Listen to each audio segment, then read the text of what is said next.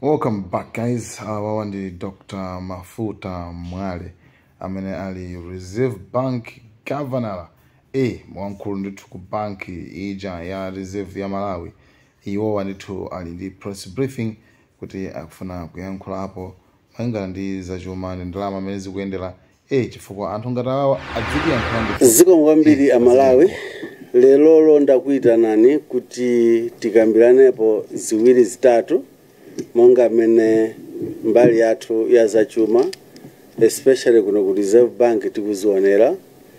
Ndikhoza kunena kuti ndabwera pano kuti ndifotokoze kankhani kabwino pang'ono konena kuti tonse tipange share kuti a Malawi ndikuthokoza kuti takhala olimba komanso tapanga endure olo tapirira nthawi imene takhala tikuvutika kwambiri palinga ndi nkhani za forex. Mukudziwa ino fuel amativuta, mukudziwa so ino kuti fertilizer ndi zina zake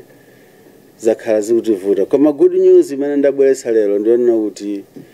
tapanga observe olo taona ndithu kuti after my elections titadusa my elections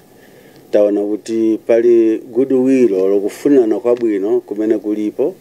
makamaka pakati pa anzathu amene amathandiza dziko lino pa nkhani za chitukuko ndi zachuma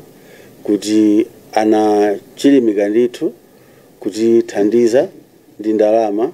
after government ya Professor Arthur Peter Mutharika was sworn in.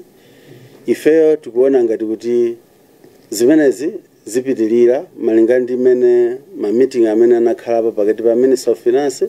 ndi ma donors onse, ma development partners onse atsimikiza ndithu kuti ali okonzeka kuithandiza dziko la Malawi kuti lipange ateni ndalama zambiri zoti tithandize olozitithandize kuti tipange import chakudya chokwanira komanso tipange import fertilizer ndi fuel kuti umoyo wa Malawi upitilire olo ukhale bwino. Ndiye mwaichi kwa ineyo ndikutsimikizira Malawi kunena kuti zimenezi tikaziomba nkota tili ndi mwayi ndithu kuti sitikuona so kuti pakhale chifukwa chonena kuti ifeyo tingapange devalue ndalama yathu yakwacha popanda mathandizo ena ake ngati amene tikunenawa komanso popanda ife amene kulimbikira ntchito ndikupeza forex ndikupanga export kuti tipeze forex yathu. Ndiye as of now message imene ndabweretsa ine ndionena kuti tingokhala chete mwanena kuti ifeyo sitikupanga devaluation ina iliyonse tikupitilira ntchito yathu imene tikuti tithandize ma private sector olo anthu ama business kuti amenewo apange katundu okwanira apange katundu woti tipange export.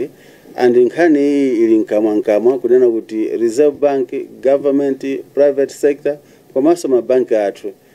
tikugwira ntchito imeneyi usiku ndi usana kuti tionetsetse kuti anthu athu amamuno akhale akupanga export katundu okwanira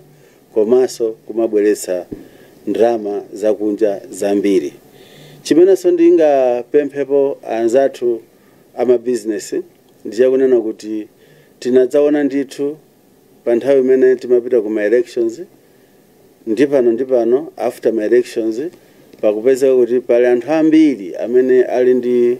ndalama zakunja foreign exchange imene ili m'mabanki koma safuna kuitulutsa. Panali nkhani yonena kuti ena amawapa kuti kukhala devaluation ndiye kukakhala devaluation iwo apeze ndalama zochulukirapo m'Malawi kwacha tikapanga devalue. Ndiye anali kusunga ndalama zawo ndi cholinga choti olo ndiku hope yoganiza kuti kukhala devaluation koma ndatsimikizira kuti no izozo ndizoti ifeyo ndakhala basi ndi aboma Minister of Finance tagwirizana kuti no devaluation simapangika poera popanda zina zoti zithandize devaluation icho kuti ithandize Malawi. Pali pano ene devaluation ndiyonena kuti ikhoza kungopweteka a Malawi ndikukwera mitengo kwa katundu amene a Malawi amagwiritsa ntchito. Ndiye ndikhoza kungowalimbikitsa anzathu amene ali ndi foreign exchange kuti tiyeni tigulitse kumabanki amene tili nawo kuti ndalamazo zipezeke pa nsika ndi kuti zithandize dziko lino kupanga import zinthu zofunikira monga momwe timazifunira ifeyo pamene anzathu akunja ma development partners akupanga mbali yawo ifeso tikuyenera kupanga mbali yathu tipange produce to export commerce tipange release ndalama zathu to the market kuti tisakhale ngati tikuyembekeza devaluation imene anthu ambiri anali kuyembekeza ndikhoza kutsimikiza pano kulibe devaluation for now zikomo kwambiri.